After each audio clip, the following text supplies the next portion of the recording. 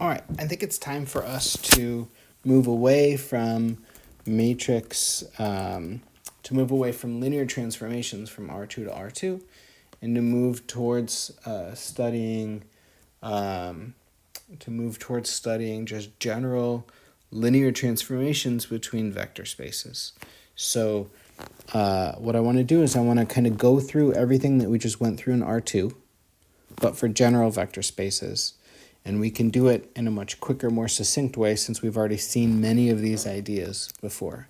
So I'm going to let T be some vector transformation from V to W. Then we say that T is linear if T has the following property. So if I look at T of Cu plus dV, that's C T of U plus D T of V. And I want that to hold for all vectors U and V. So for all vectors in V. And for all scalars C and D. Okay, so that's what it means to be linear. Again, to understand everything about this transformation, it's enough to understand what happens to the basis vectors of V. Okay, so it's enough to understand what happens to the basis vectors of V.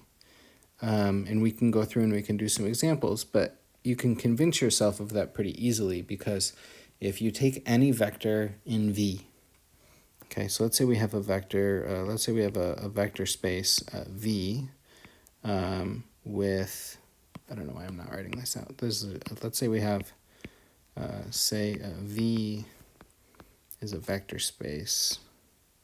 I just wrote VS before, but it's better to write it out. Let's say V is a vector space with basis,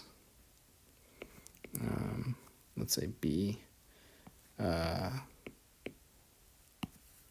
with basis B, which is x1 to xn.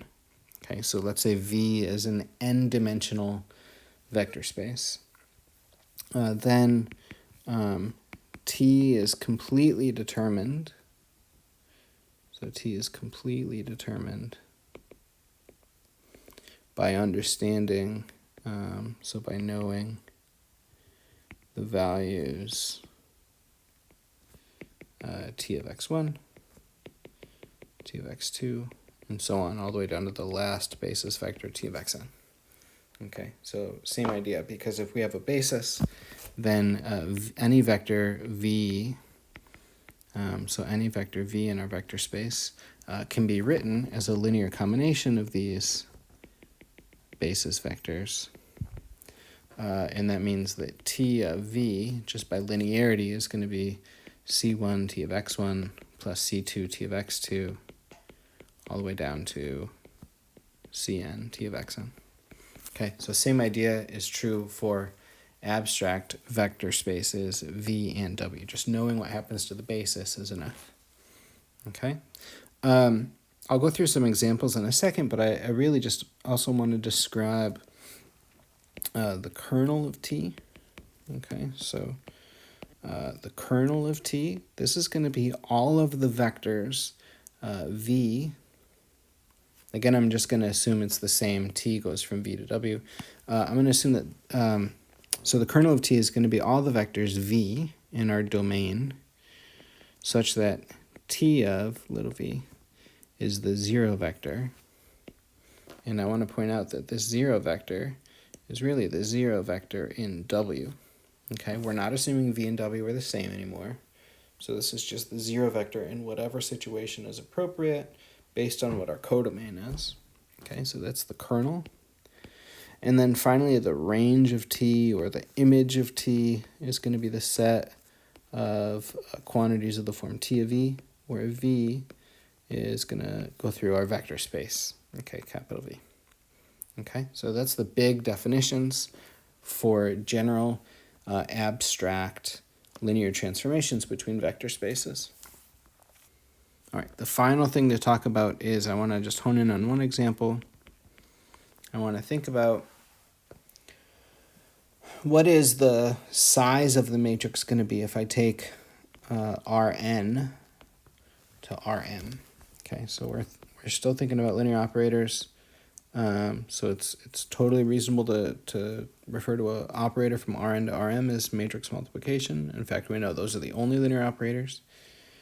So T of V is going to be AV. And what I want to do is I want to think about what's the size of A going to be, so that let's say T of V is W, and our input is in Rn. Our output is in Rm, right? Remember that the domain and the codomain tell you that vectors from Rn get input into the operator, and then what we get out is some m tuple, some m times 1, m by 1 matrix, right? Some m vector. So I want to think about what are the sizes going to be, and I know that V is in Rn, so that means I'm going to think of V as an n by 1 matrix, and our output, W, right, or T of V, however you want to think about it, is going to be an m by 1 matrix. And so if you think about what that means, just based on everything we know about matrix multiplication, this means that A, so our matrix A, really has to be an m by n matrix.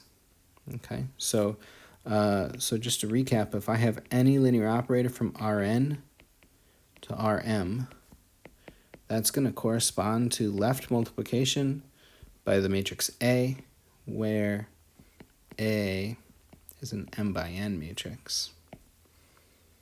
Okay, and that's how we'll go from